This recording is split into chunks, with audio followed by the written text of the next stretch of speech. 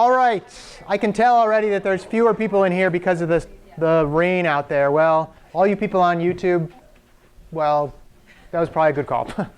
Anyway, like not coming to class because it's pouring out. I got soaked. You can still see. I'm like, my pants are like completely soaked.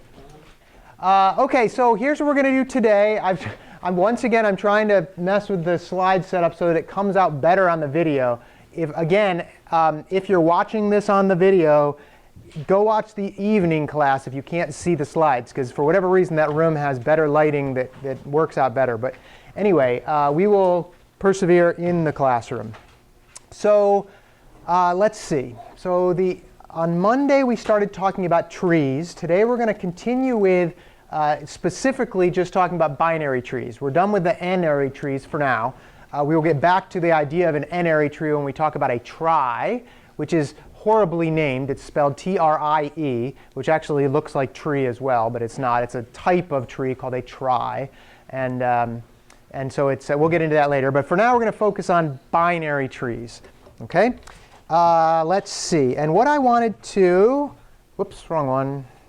What I want to show you today is – OK, we're going to do a Unix tip of the day. I thought I'd do a fun one today. So we did all these kind of boring Unix tips of the day. There's actually kind of a fun one you can look at. And then we're going to talk about binary trees. We're going to go back over the ways you print out some binary trees. We talked about postfix the other day on Monday. And then we're also going to do the other types of traversals. Actually, I'm missing one of the traversals up here. We've got postfix, infix, prefix. And there's also a traversal called in order, which is actually a very conceptually easy one, but harder to actually make work in a programming language, as it turns out.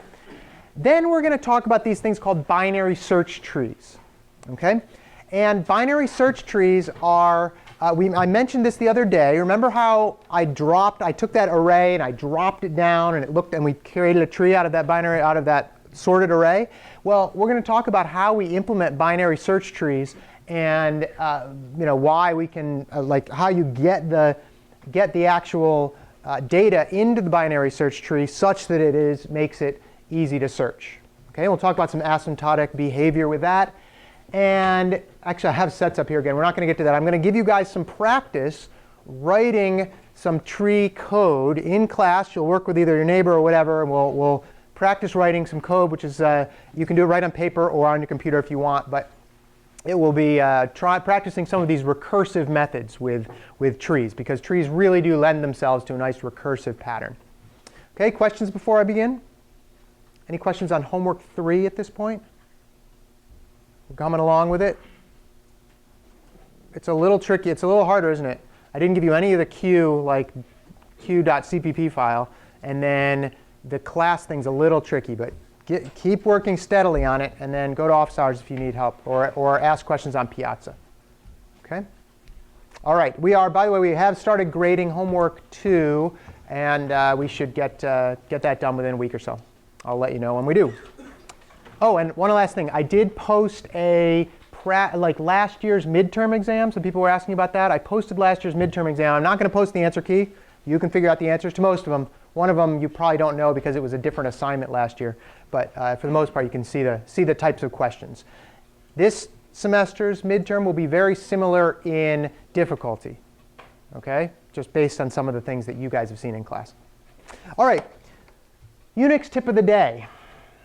There's this thing. Let me show you here. There's this thing called cowsay. OK? Let's see. Wait, am I on Skype right now? I am. Why am I on Skype? No, I'm not. Hold on. That's not Skype. Wait. Did somebody else just do Skype? Sounded like mine. OK. So let's see. If we go to the homework server. Whoops. Homework. There we go. There's a program called cowsay that I actually installed. Many Linux distributions, you can install it yourself, but they won't install it, so I do install it. But I gave you access to it if you want. OK? And it is at /com/15/public-html cowsay. Don't ask why. /comp15 public cowsay. And if we type that in and then say something like, let's see, how about I'm a cow.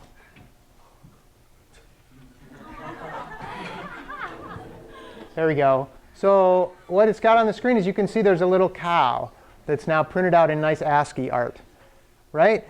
And you can also do, let's see, you can do, oh, I forgot where my, no, there it is. You can do cow think, right? And notice it puts little thought bubbles up there, right? You can do that. So that you can do, and you can say whatever you want, right? 4 and 20 fields ago, I don't know, whatever, right? And then he'll say whatever you want, right? So it's kind of fun. But the most interesting part is there's actually a little help file. If you type cowthink or cowsay and then -- help, I believe, it tells you some things. And there's this thing called -f cow file. If we do -l, let's see. It actually tells you all the different types of cow files that we have. Somebody pick one.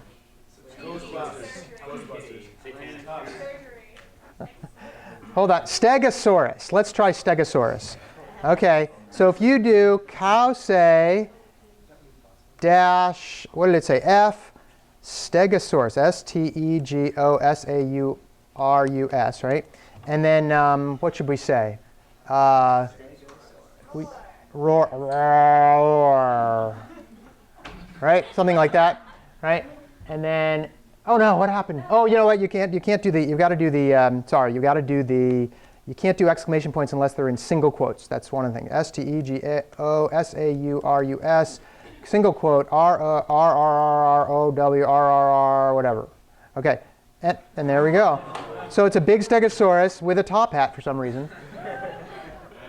And he prints out like that, and it's nice big ASCII art, which is kind of fun. So I'm what? Running is what, Nathan? Oh yeah, exactly. Let's see what else. Let's do one more. Surgery. What should we have surgery say? Sheep's good, but hang on. SURGERY. I don't know if this is. Some of these are actually. I think I took out the ones that we probably shouldn't have online, but there's some that I don't know. Help. I don't know. Oh, it's a cow operation. Yeah, he says help. So why is the doctor saying help? That's not good. Anyway, all right. Anyway, so you can play around with that. Cowsay. So there's another one. If you happen to be running a Mac, you can actually do the following. You can just say, and then, hey there. Oh, is the sound down? Hang on. Is that the sound? Oops. So, hang on, I got to put the sound up here, I think. Oh no, why are you not putting it going up? Okay, hold on. There we go. Let's see if that one works. Oh, too big, sorry. And then maybe this one. Okay, let's see. There. Whoops. Hey there. Okay, so you can get your computer to obviously speak the words, right? Which is kind of fun if your girlfriend has a Mac and you know her password and you can like SSH to her machine like I did once. And then all of a sudden it starts saying like, say, hi baby, what's up? Hi baby, what's up? Right? And you get that and then she goes, oh my God, my computer's talking to me, and freaks her out. So that's kind of fun. You can do that as well. And you can do that in Linux as well, yeah. Yeah, there's another program you can download to do that as well. So anyway, a couple of fun Linuxy kind of Unixy things. Could pipe provides output to the say thing and have your computer yell at you? Okay, of course you could. Yeah, you could totally do that. You can pipe whatever you want to it if you want, right? This would be bad though. ls pipe say. 6.12.14.5. Right? So it will read everything off to you, which is roughly what Nathan does with his, except that it does automatically, which is really cool too. Okay, questions on cowsay or cowthink? The fun Unix tip of the day? Yeah. Real great, Cam. Real great. All right. Enough levity. This is class. Okay. So here's what we're going to talk about today. We're going to go back to binary trees. Okay, did I miss it? No, binary trees. And remember, this is kind of where we left off with expression trees. Okay, expression trees have operands, which are the leaves. That's what you're trying to like add or multiply or whatever. And then the other nodes, like the internal nodes, are the operators. Okay, and this tree happens to be A times B. Pretty simple stuff as far as that goes, right? Okay, so if we want to traverse this tree, I showed you how to do the postfix. I'll have a couple more postfix traversals up here before. Does anybody remember what the postfix algorithm was? It was so easy. Postfix algorithm? Yeah, go left, go right, and then do whatever you're doing, like print or whatever, right? Like that's the algorithm, and then it's like go. That's the name of the algorithm. Go left, go right, print, and return, sure. But that's the algorithm, right? Well, for in-order traversal, it's also a pretty simple algorithm. As it turns out, it's actually really simple, right? There's only one thing you need to change here if you were to just do the in-order traversal. Any guesses what we would change? Put print in the middle. Yeah, so it's actually go left, print, go right. Now, that works great for just traversing the tree in the order that is, like if it was, you basically go left, and then middle, and then right. That's how this one actually works. Okay? Like you print left, then print middle, print right. And if we did this on starting at the root here, we would say go left, print, because we can't go left and right, so print A. And then we would go back up to we would return, and we go back up to the star, and next thing we do is print, so we actually print the star. And then we go right, and at B, you try to go left, you try to go right, you can't, so then you print, or sorry, you try to go left, you print the B, then you try to go right, which you can't, and you return, and you're done. This is great. The problem with this for arithmetic is what? In order traversal for arithmetic, what's the problem with that? Yeah. Yeah, go ahead. If you have, you can't tell from just the symbols what shape the tree is, so you can't tell whether the parentheses should be.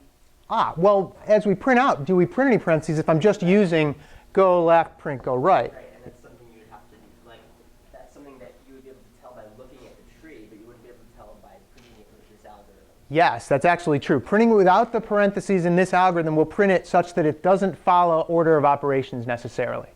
So you would print it incorrectly. But if we want to add parentheses, let's say we want to parenthesize all operands. Okay, in this case, just parenthesize the heck out of it.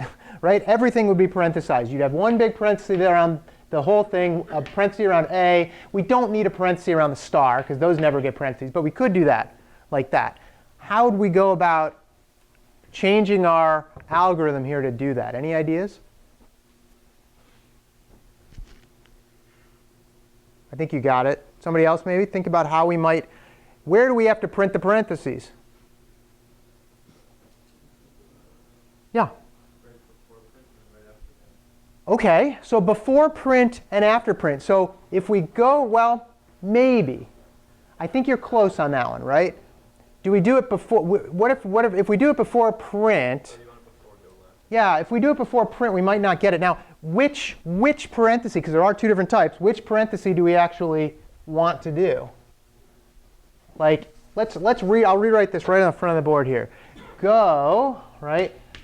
OK, and then go left. All right, and then you're saying what? Print what? Like an open parenthesis? OK, will that work for, that will actually also parenthesize what? The symbol, right? So maybe something like an if statement or something, like if operand, right? Then print, or cout, or whatever you want, print left parenthesis. Then print, or then go left, or sorry, did we want to do it before go left or after go left? I forget. Actually, well, let's try it. Let's just try it. If we do it this way, if we do a go left first, we're going to do no parenthesis. Then we're going to do A. No, then we're going to go left. We're going to print a parenthesis. Then we're going to print the A. That would work. Then we're going to try to go right, but you can't. So then you back up, and then you end up going right at the other one. And that's OK. And then you return. So we have to have another one. We have to in here somewhere say print and then go left or go right. But do we need, and then when do we need another parentheses, though? Like the end parentheses has to be in there somewhere, too, right? Where are we going to put that one? Before go right? I think if we did it before go right, you'd end up having like A, something like times B, something like that with a parenthesis in the wrong place. You're right. After go left, you would do the A first and then the parentheses. So you're right. So you need the parentheses first, right? So I'll just sneak this in here because I typed it wrong. Go left. All right. And then we print go right, and then what?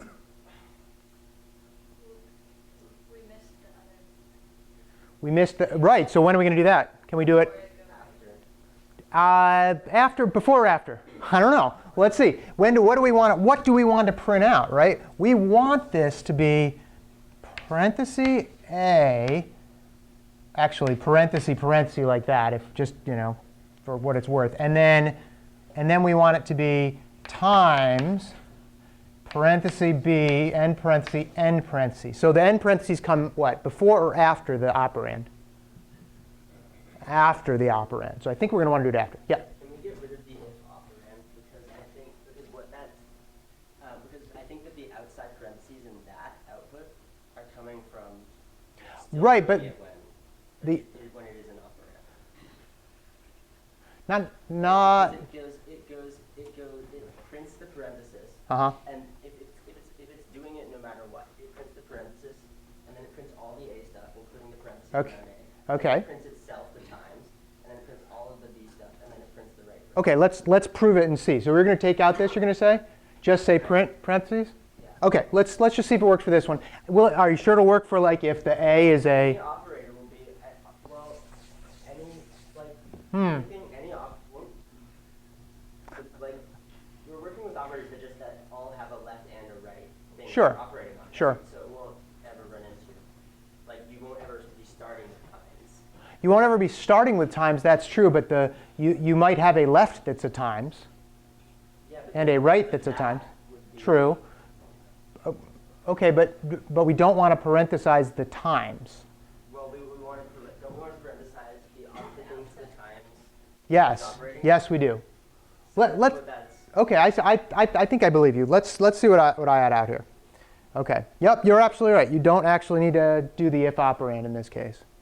Yep, you don't have to. The one thing we did forget was, if this is recursive, we forgot our base case, which was if you're null, you better return. Right? But I guess that, let's see. Yeah, you would have extra parentheses in that case. So we actually don't need this. We just have if null, return. This is pseudocode, by the way, not C++, right? And then return print left parentheses. Okay, in go right, or actually go left. That's in order left. Print the symbol, in order right, and then print the right parentheses. Print the right parentheses like that. Okay, that'll work. Whew. Okay, that's like really going overboard in this case. That's really going overboard. Is there a way to do it so that we can only print out without the extra internal A and B parentheses? That's the next question. If you just want to print, in this should be a times. If you just want, I'm going to change it. It should be a times B here, according to the thing. Okay, if you just want to print out A times B without the internal parentheses, what do we do? Yes, Alex. You'd print right before, not right before the return, but you'd print only if there was no left or no right. Ah, that sounds good. Because if you get to a leaf, right? If you get to a leaf, you don't want to parenthesize it. So you have to check and see if you're about to go to a leaf, right? That might make sense. Let's see. If the node has a left child, print the left parenthesis. In order left child, print the symbol. In order right child. If the node has a right child, print the right parenthesis. That would work. Ben? How do you determine which parenthesis to print? Which one if we're going left, we're always going to print which parenthesis? The left one? Yep. Same with the right. If we go right, we're always going to print the right one. But wouldn't you be printing it while you're in that left or right? You already do, yes. No, you print it before you print it before you call that left or right. See, we've said print the left parenthesis, then go left. Then go left. Yeah, good. Yep. Is it fair to expect in expression trees that if something has a left child, it'll also have a right child? Yes, and in expression trees that's true. Yeah, because you're like you said, you're having binary like operations, so there's no real idea that there's no binary. Yeah, good. Okay, so that's how we could do that. Again, this is a nice recursive definition here. Okay. All right. What would this one represent? Let's see. I forget if I'm over parenthesizing this or not. I'm not going to make you write all this out, but see basically you're going to go left, print the left parenthesis, right? Or actually, sorry, you're going to first print the left parenthesis, go left, then what? Print the left parenthesis, and then go left. Now we're at the A. All right, A can't go left or right, so let's pretend we're doing the one where we don't have to over parenthesize. Print A, come back up to the plus, go, do we go, no? The go right is after we print the parentheses, or print the star, right? So star, thanks, plus, thank you, plus, and then go right. Okay, and then right we hit a, we don't do a left parentheses in this case. We do. Where did we forgot this one? Oh, we forgot the B. No. Remember, we go left before we do left parentheses. No, we don't. So now we're going right. Oh, yeah, you're right. Right. So left parentheses. Yeah. Left parentheses. You're right. Left parentheses, then left. Right. B times C, right parentheses, etc. Right? Another right parentheses, and etc. Yeah, okay, good. Yeah, so but you see it works though, even though I can't do this stuff on the board very well. This was the over parenthesized version if we didn't have that. Nope, that was the over parenthesized version, but if you just took out the internal parentheses, that should be what you do. You have lots and lots of extra parentheses in this. Okay? All right, with order of operations, you could actually take some of those out, I think. But in fact, you could actually take all of them out. No, not all of them. Some of them you could take out, besides even just the internal ones. But that's, again, why we learn order of operations in like 3rd grade, right? Okay. All right. I've numbered them here. Did I do them? Yeah, I've actually numbered them here. And you can see what happens. You kind of go left and then back around, and this is the numbers don't necessarily help unless you walk through the algorithm, but you see how it actually goes though. I'll number the other ones too, and it actually makes more sense with the postfix prefix. Okay. All right. Let's look at post. We did post order all right the other day, right? This was recursively print out the left tree, then the right tree, and then you're good. So you go left, go right, then print yourself. That's how it works in this one. There's some animations online. If you want to go to this little website, actually I believe I have it up already. If you go to this little website, it actually shows you, uh-oh.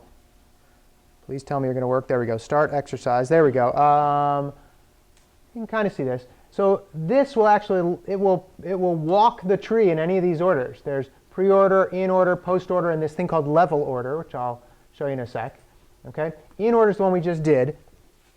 It's going. Okay, print that one, come back up, print that one, go back down, print that one, etc. You see how that one works? Yeah, okay. Depending, sometimes it takes a while with these. I don't know if I can make it faster. I probably can. There we go, a little bit faster. So if you get stuck on what these orderings are, you can go and see what they'll do online and check it out. Okay? All right. Almost done. 37, 43, 65, 43, 39, and we're done. Okay, so that's that one. I'm going to speed this up a little more too. All right. And notice it actually goes and does the return, so you can see it go back up the tree as it's returning from it as well. The post order, okay, this one goes all the way down left, prints, goes back up, goes right, prints, goes back up, then prints the one that it comes from, et cetera, et cetera. Now 34 gets printed when? Absolutely dead last. Yeah, because it's the root of the tree. The root of the tree gets printed dead last in a post order traversal. Yeah. Okay. And there, and there, and there. Okay. And we are back to 34. There we go. Okay. So that was post order, which we already did. This is the numbering scheme for that. You can kind of figure that out. This is not a bad question for a test. Like write out the post order traversal of the tree. Or for that matter, give me the code to do a recursive post order traversal. You know, we're kind of going over it in class, so I won't make it too tricky anyway. All right, there's pre-order, which I'm not going to make you suffer through that animation, but it's the same idea. You print first, then you go left, then you go right. Left, right. Okay? And that will always print the root first. Okay? And there's one other one. This is called level order. This one's the one that's kind of cool. It basically says start at the root, go to the next level down, and print everything in that level from left to right. Then go to the next level, print everything in that level left to right. Then go to the next level, print everything, etc. Right? Problem with the other ones, so remember they are recursive, and that's an easy way to do things, right? What did we say we can, recursive is really another way of saying what kind of abstract data type? Stack, right? Yeah, stack. Okay? We can do any of these other ones, post order, in order, post order, pre-order with a stack. Level order you can't do with a stack, as it turns out. Okay? You can't do level order with a stack because it gets wacky, right? Notice in here that you have to go the root to the left and print out the two, then go all the way back, again, go back to the root, go back down to the right and print that one. It's not going to work with a stack. You can't go back up and down with a stack, unless it's some like, you know, you have two stacks or something like that where you're doing all this. What's that? For this one, you actually can use the other big abstract data type we talked about. This is roughly the same time. Your homework assignment this month's on it, or this week's on it. Queues, right? What you actually do is you put the first one into the queue. Here, I'll do it this way. You put the first one into the queue, right? You put that one into the queue, and then you dequeue it. And then you check and you say, and you print it, right? And then you say, put the left one of this in the queue, right? Let's see, put the left one in the queue and put the right one in the queue. Sorry, I'm doing this wrong. It's should have been a plus. Now it's going to be another plus and then a times. Dequeue, right? Take this one off the queue and print it, right? And so it would have been, I did it wrong. It was, did I do it wrong? Oh no, sorry. I'm doing the wrong order here. This is the back of the queue, right? Here, I should do it this way. Oh no, I did it wrong before. I did it hang on. One goes in the queue, comes off the queue. Plus goes in the queue, comes off the queue. Plus goes in the queue, and then star goes in the queue. And then, let me see. I believe you have to take off if you take off the plus, it doesn't make sense again, does it? Oh, yes, it does. That's the one we want to do next. Duh. OK, that's the one we want to do next. So we print that one. Then what do? We take the plus, and then we put its two in the queue, A and star in the queue. And then we take this one off, 3, and then print it. And then put its two in the queue, right? And so the star over there is the plus and the G. And then you see how you can walk through and you can get it that way? You will do a lab on this probably next week where you practice this one.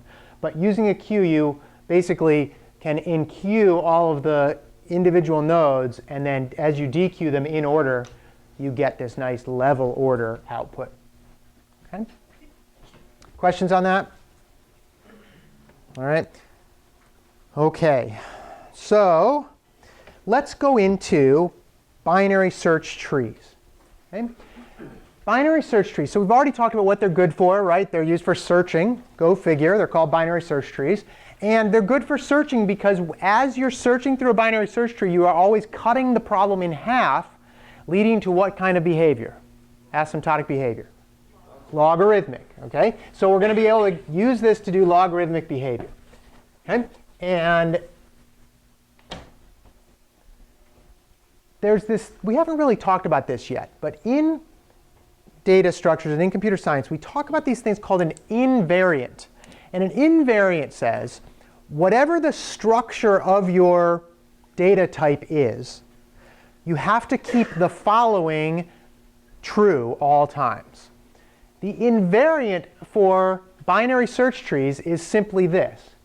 For every node, all the items in the left are all the items in the left are less. All the items in the right are greater than that node.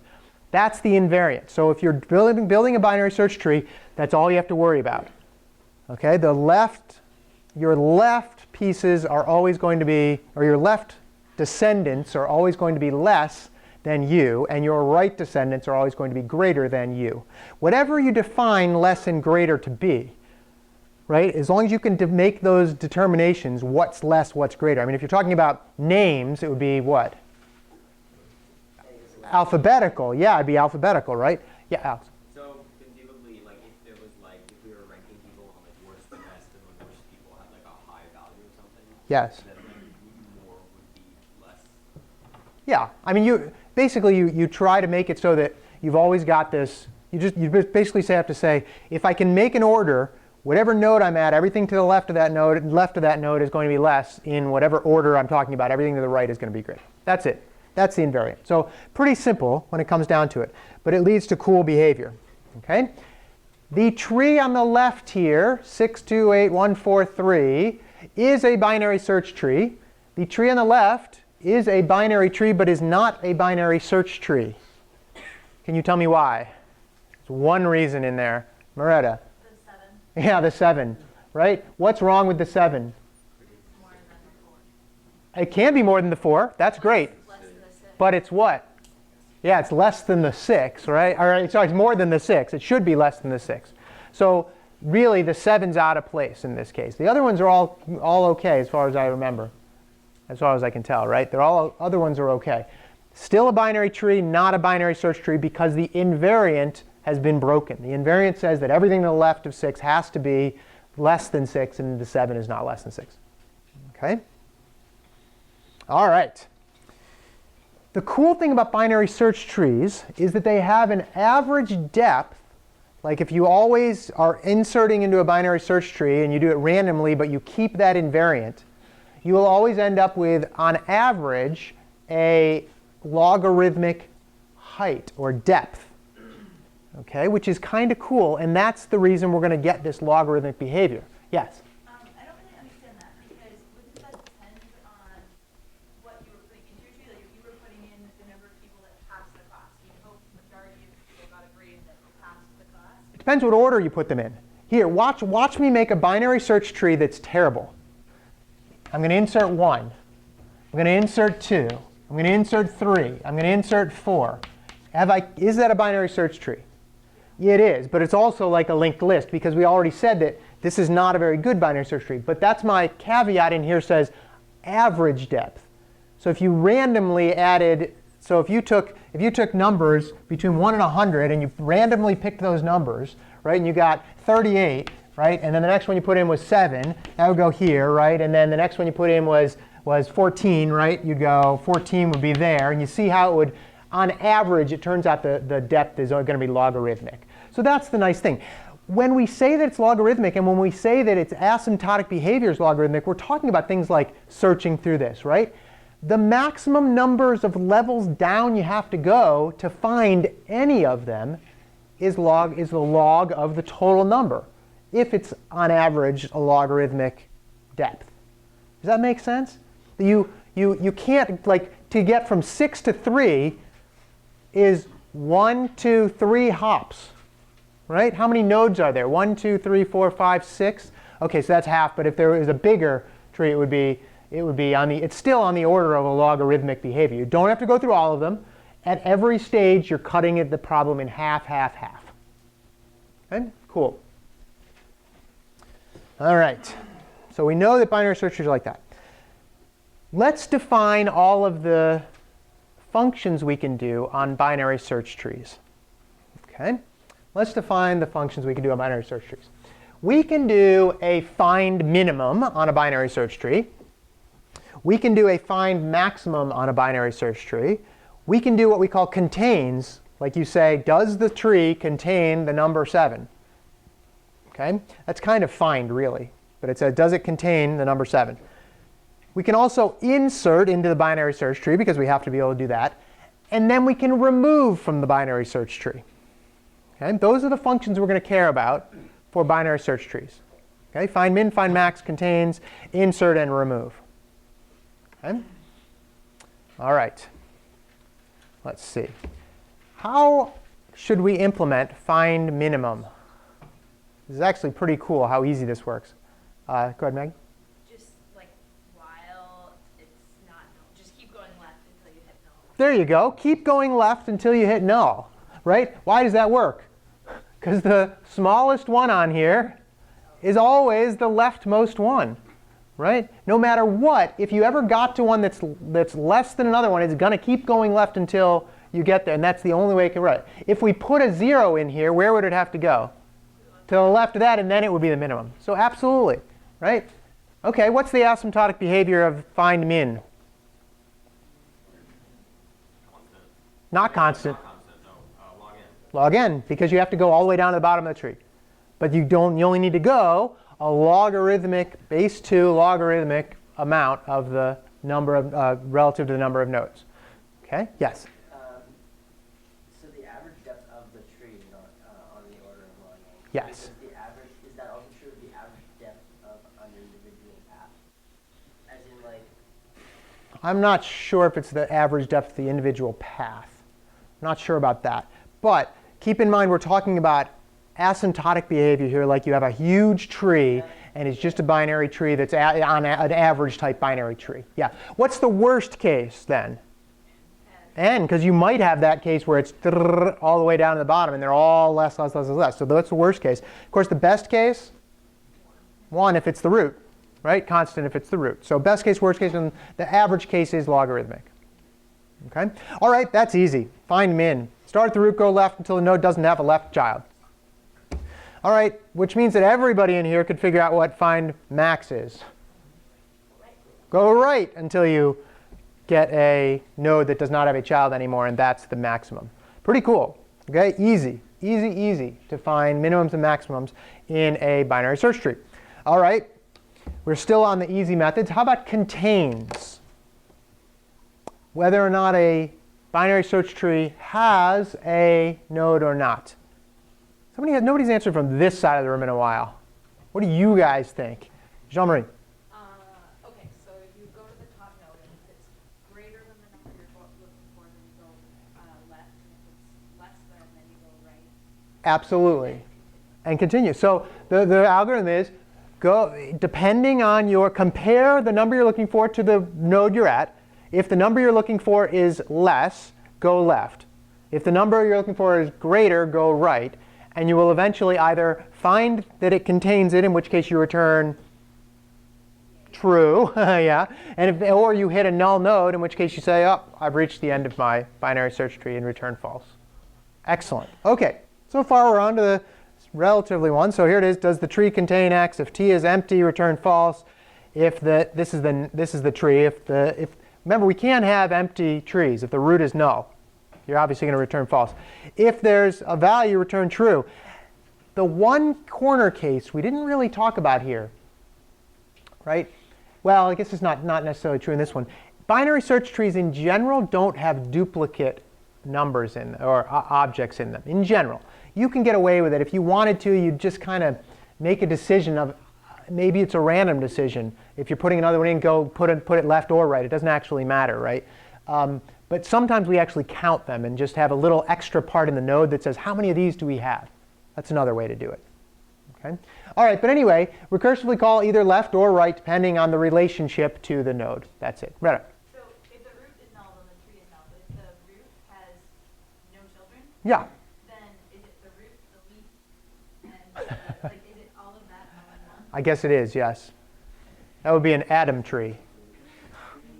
I guess. I have no children or anything, right? Yes. So I'm just trying to wrap my mind around this. If you Yeah. were to insert a 5 into this tree, would it go to the right of the 4? Is there any other place it could go? I mean, to the Like in the current tree, without breaking the tree apart, is there anywhere else it could go? I don't think so, because it has to be less than 6. So it has to be on this side, and it has to be greater than 2, and it has to be greater than 4. So bing, right there. Yep. okay, and the 7 would go to the left of the 8. And the 7 is greater than 6, there, and you're actually like one slide ahead. But yes, absolutely. Right? That's the insert. So yeah, there's only one place in a binary search tree, if it's a binary search tree, that it can go. It's kind of nice. Okay? So insert, there we go. We already answered it. Right? It's very similar to contains. It's basically go until you find that null node and put it where it should be, where that null node is. Right? If it's empty, insert it at the root. If the node is the value, this is that special case. If it already exists in there, you generally keep a list of duplicates. If you wanted to, you could probably get away with making it the same. Actually, or left. If you did it both left or right, you might run into troubles. No, you would. You'd be okay. Yeah. If you did this, if you made Can. a list of duplicate things, Mm-hmm. you still insert the node itself? No, if you were inserting 4, you'd go, okay, it's less than 6, so we go left. It's greater than 2, so we go right. Oh, it is 4, so just now we've got 2 4s. So we just keep the little 2. You don't actually have to insert anything else. Yeah, good question, good question. But if we were inserting, let's say we were inserting 5, okay, we go which way? Then which way? And then which way? So we put it right here. So that's exactly it. Okay, I think that might be the one there that I said, how do we do 5? There we go. How do we insert 5? We already did that. Okay, question, Loretta. If you had a duplicate and you put them one on each side, couldn't that mess up your min-max if later on now you have a smaller one on the opposite side? Let's see. You would never, you shouldn't, no, I don't think so. Because this is getting into territory that I've never really seen a tree that's that way, but let's say you had 8, 7, 7, right? Well, where could we put 6? Or where could we put 9? I thought you meant like you would put a 7 on the 7 on the left and Oh, no, it would just be on one side or the other. That's what I would do, one side or the other. But anyway, you'd always go, if it was a 9, you'd keep going right here, right? You'd never have, probably down here, you'd never have anything, so there would never be anything bigger than this 7, but also less than this 7, see what I mean? So yeah, so it would be a little weird. But generally what we do is just mark duplicates in some form or another. Yeah. Okay, all right. Those were the easy ones. Now, did anybody have any questions on the min, max, contains, or insert? They're pretty straightforward, right? I mean, you get it. Okay. Remove. Do this. You can do this by yourself or with your neighbor for the next 3 minutes. Try to think about the different cases we might have to do a remove. What I mean by remove is, let's say we want to take out 4, or we want to take out 2, and we have to restructure this tree appropriately. See if you can think of an algorithm that would work, or there's various cases here. Think about the cases first of all. Let's just do that first. That takes 30 seconds. Talk to your neighbor. Think about what cases there are in this case, in this situation.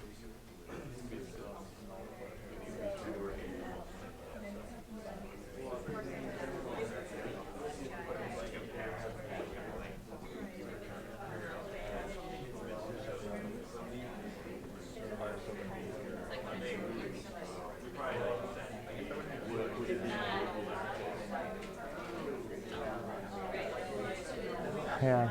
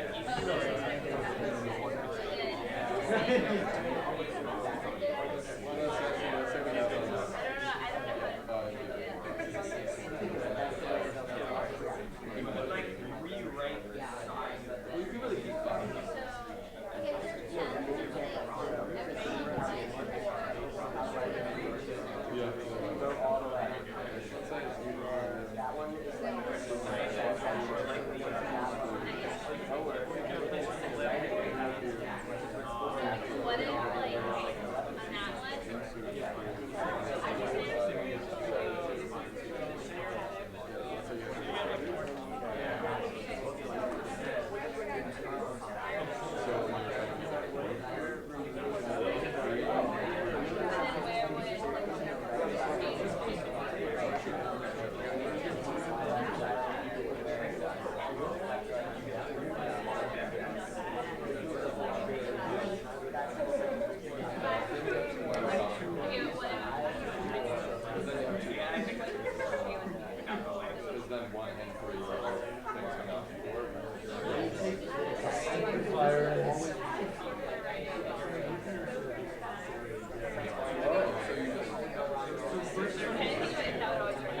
Okay, let's do this. Let's come back for a minute. You guys, I love the discussions. This is awesome. Okay. First things first. I know, and I kind of let you guys go and actually try to figure out how you'd actually do it. That's fine if you were thinking about that. First of all, what cases would we have? That's the first thing. Go. You can either remove a leaf, Okay, you can remove a leaf or, a root, well, okay, a root. And in this case, what's different about the leaf than the root? It has what? It has okay, so there are some that have one child. Okay, and there's also, or like, yeah, like this one, they're one child. Okay, and then what about, let's see, is that the only one in here that has one child that's appropriate? Yeah, if it had another, if the child had a child, that might be an interesting issue. But I guess I should have put a slightly different tree up here. Okay, or there's the third case, which is what? 2 children. Okay, so those are the cases we care about. First of all, let's go through them in order. To remove a childless node, what do you have to do? Is it easy or hard? Easy. What do you have to do? Just remove it, right? You find it, so you search for it, and then you just set the parent to null and delete the node. Make sense? Easy. Okay, what about the case where there's a single child? I think I should probably redraw this. Hang on, let me see if this is, okay, delete. If the node has one child, I shouldn't let you. Go ahead. Oh, yeah, but you do, like, say if you want to remove 4, you just like point the right pointer of 2 to the 3 one. Oh yeah, 4 is a very good example. Yeah, so if you're trying to remove 4, that's pretty easy too, right? Because it only has a left, so you can figure out if it's got a left or a right, and it's only got one, easy, right? You can then say 2 gets 4's left. Check which one 4 has. 2's right gets 4's left, right? And then delete 4, and you're done. Okay, yes? So that would also work if 3 had 1 or more. Right, if 3 could be anything, which is great about this. If you're talking about a node that only has one child, you don't care about what that child's children are. You could care less, because all you're doing is bypassing that single node. Easy. Okay, Ben, question. Once you do attach 2 to 3, Yeah. how do you get to 4 to delete it? Well, you just keep it as a temporary or something like that. Or going down here, right, you would probably want to do some while loop where you're keeping maybe a parent and the children, right? And then check the children before you actually go. So you have enough information. You just either keep it temporary or you already have it based on the idea that you're doing the search. Good question, though. Yeah, Alex? Oh, no, we just, like, thought about deleting one with 2 kids. Okay, let's think about that a little bit. So now that you know which, we talked about 4, yeah, okay. Now that you know which one, right, if a node has 2 children, did everybody get a chance to think about that case in particular? Okay, I think we did that. Okay, Alex, what are you thinking? By the way, there are different solutions to this. There happens to be one that's pretty clever. Okay, but go ahead. We were thinking, like, since we already know how to remove, like, ones with one child and stuff like that, Okay. would there be a way to rewrite that part of the binary tree, like, differently? Well, let's say we're going to remove 2. Okay? What's your solution to that? I'll let the others answer too. Oh, so you're thinking of, like if you get rid of 2, Yep. just, like, making one that it doesn't, no way, the way we thought about it, it doesn't work the way we thought about it. Yeah, so if you remove 2, what could you replace that with? You could make it 5, but 5 would work there, and then what happens to 3 and 1? They have to run into each other, right? Because 5's already got a left, and so then, you've got that issue. So it gets a little bit crazy. So I like what your rewriting idea. You can actually do it slightly easier. Yeah, go ahead. I'm not really sure, but what we were discussing is like we just shift everything on the left. Okay, let's see if that works. So everything on the left gets shifted. So can we do 2 again? Right. Okay, so 2. So you're going to shift this, up here? Yeah. Okay, so let's see if that works.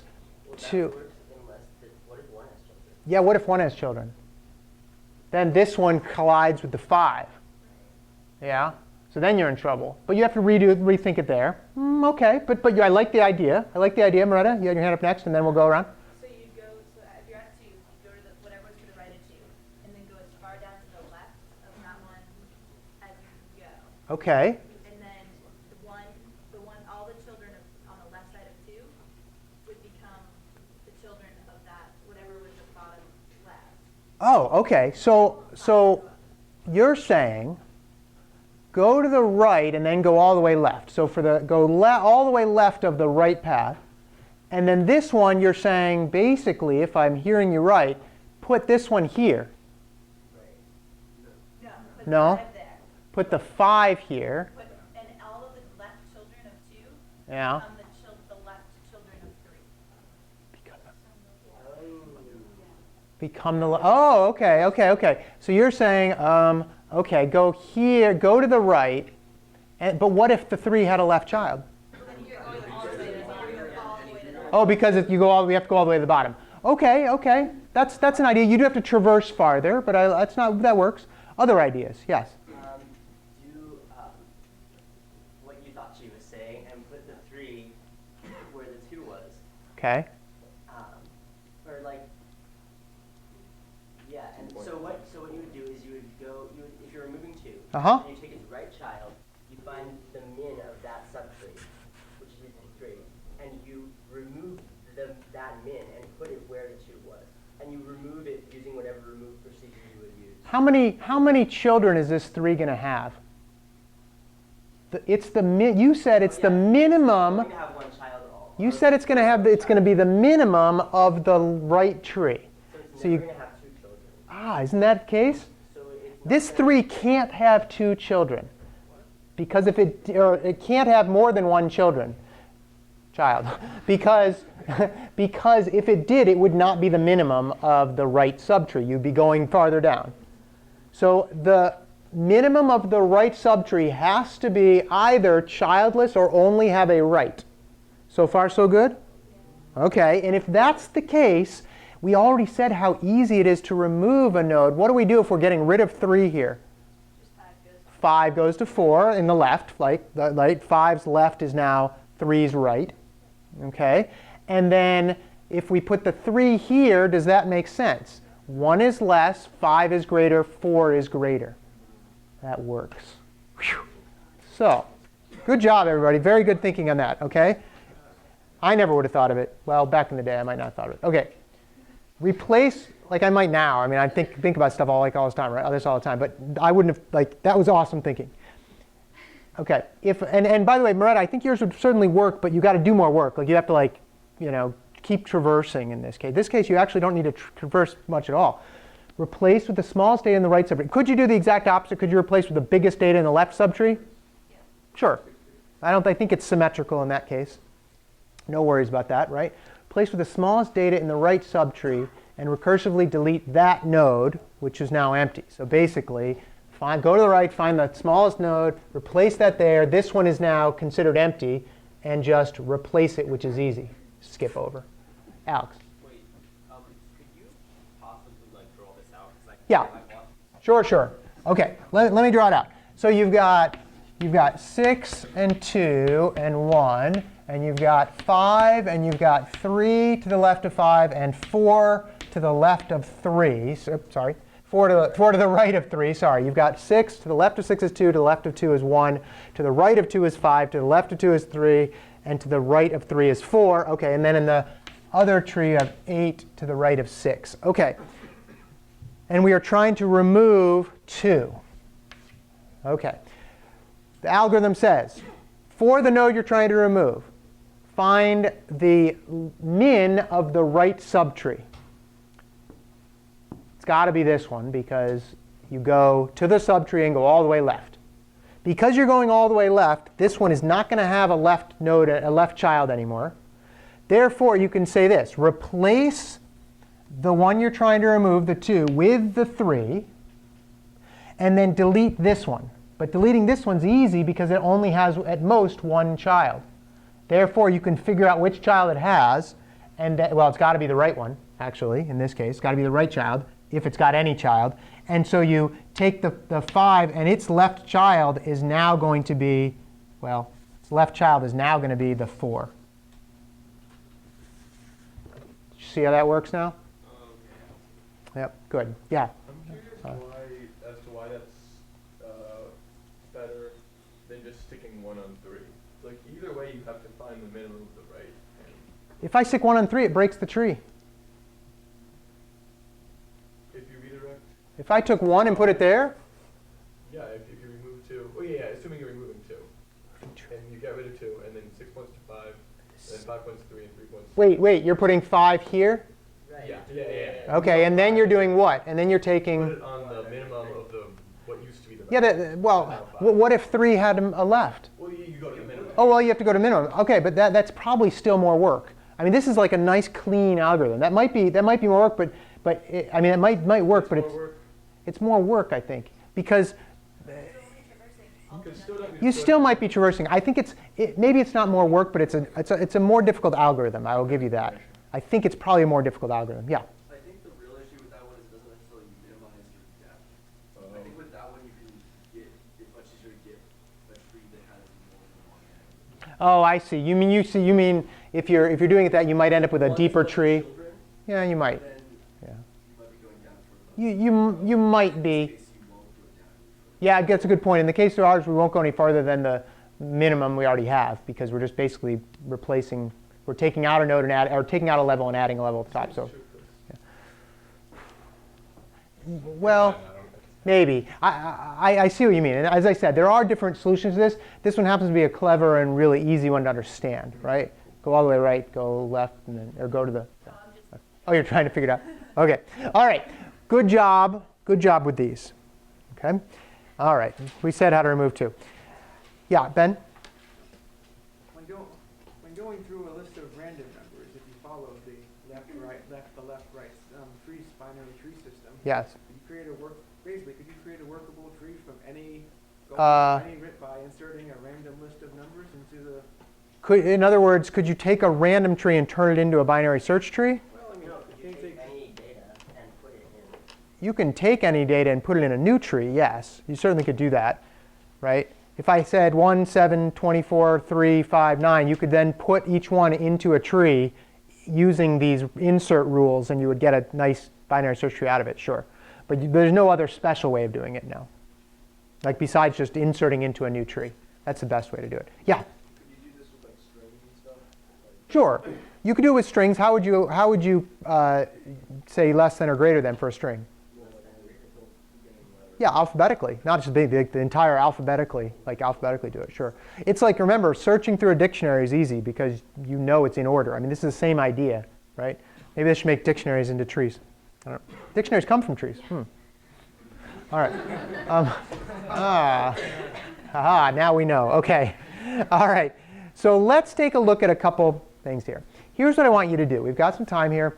There are a couple different problems here. I'll show you all 4. You can work on any of them if you want. I don't think we'll get a chance to look at all of them right now.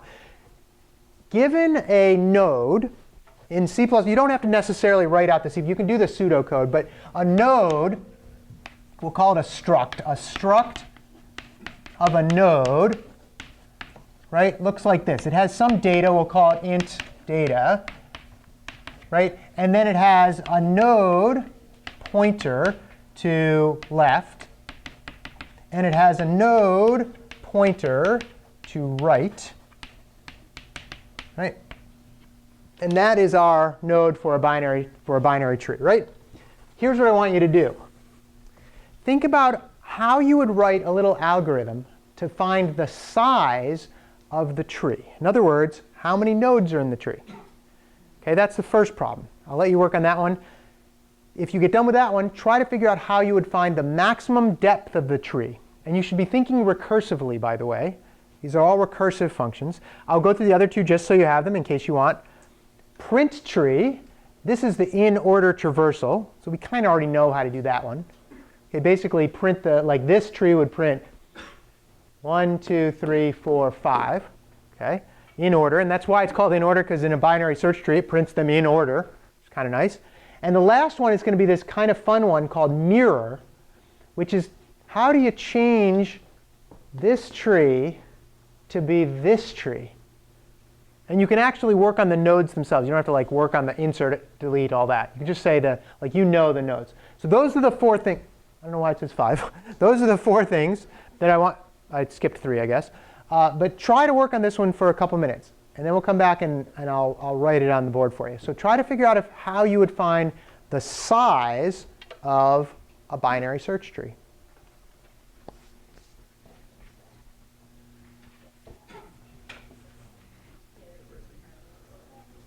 And you can work with a neighbor if you want as well. Think about it.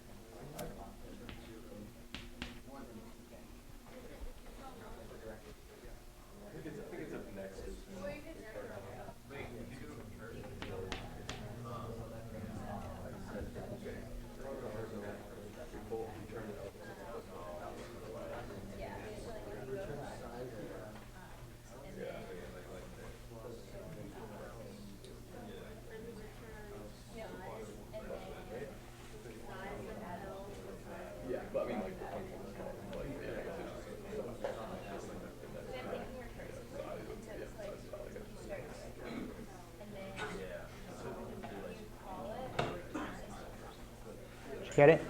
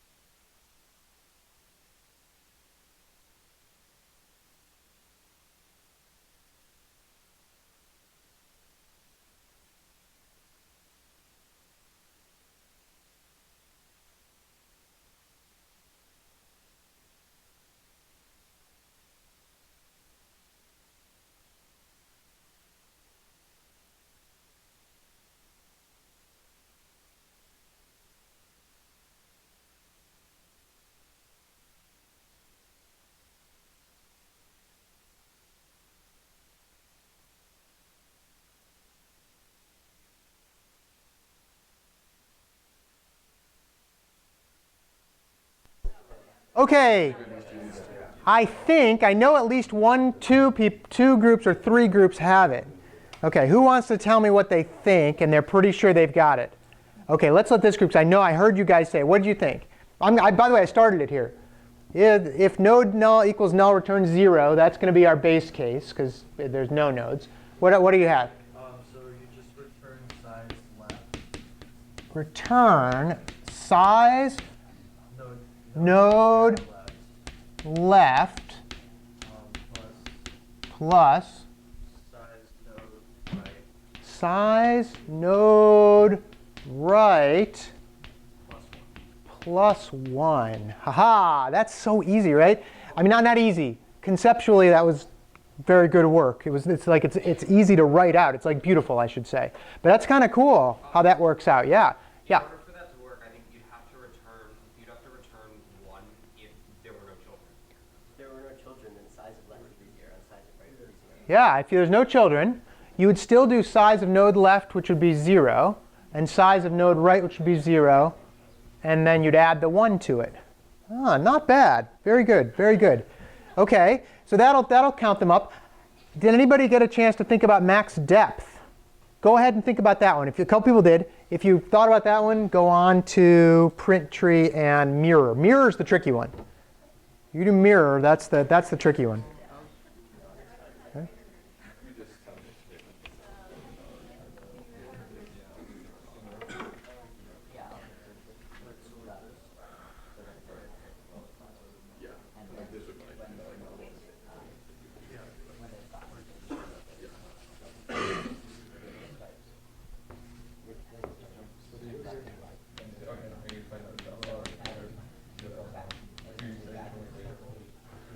Okay, I've started this one for you too.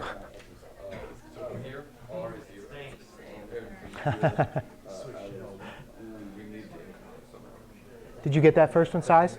How you do that now? Well, so for each node, you want to find the size of the left and the size of the right. Okay? So that's the recursive part. You say, okay, I know I'm 1.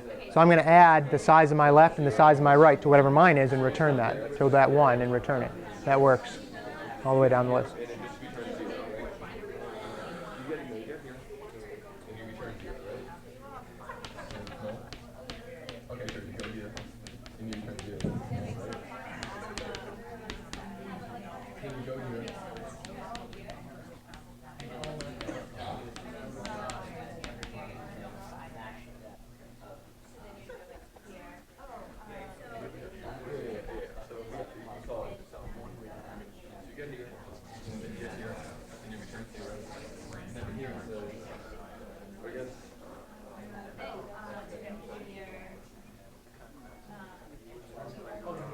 I've given you a little hint on the board here. You might want to do a little calculation here.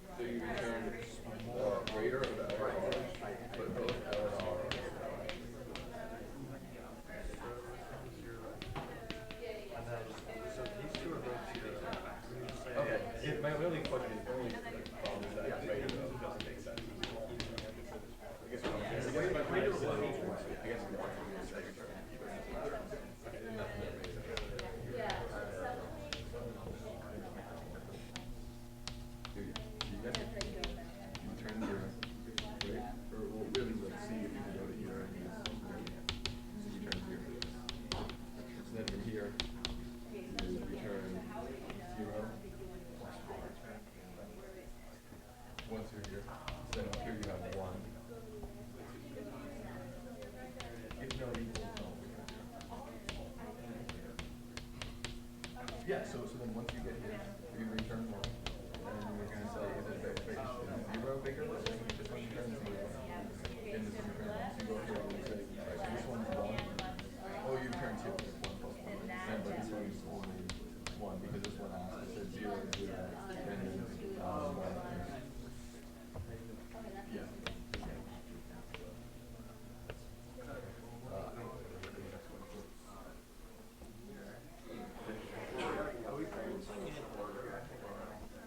Yes, printing in order. All right, how'd you guys do? It's getting hot in here. I actually finished it up here for you. Let's take a look at what, did anybody have something similar to what's on the board? This is another tricky one. You got it? Okay, a couple people got it. Good. This is another tricky one. You need a little more information to return stuff, right? Because you're trying to say, who's the largest, right? My left or my right? Question. Would that have to be greater than or equal to in case you reach like pairing of two leaves? And at that point, I don't think it matters. It doesn't matter because we're all just counting the depth. We've got the else in here, so yeah, good call. Yeah, Alex? Wait, so I was looking over mine, and like, do you, when you have, isn't there like something else you need to keep track of? Like, isn't there like, there's some sort of return that we're missing? The return's over here. Oh. Sorry. Yeah, sorry. Yes, you have to. So what I've done is I've said, look, what's my left depth? What's my right depth? And then, because I ran out of board space, I had to come over here and I said, if the left depth is greater than the right depth, return the left depth plus 1, because you're at some level. And then otherwise, return the right depth plus 1, and you're done. Moretta, and then, yeah. Are the answers to these going to be posted somewhere so that we can? Oh, sure, I can post them. Yeah, maybe the first thing on Monday we'll do is go over the other two, if you want. Yeah, okay. Any other comments or questions? Did anybody, some of you guys figure this out? Awesome. The mirror one is definitely the trickiest one. You got the mirror one too? Awesome. Okay. Any questions before we go? See you guys Monday.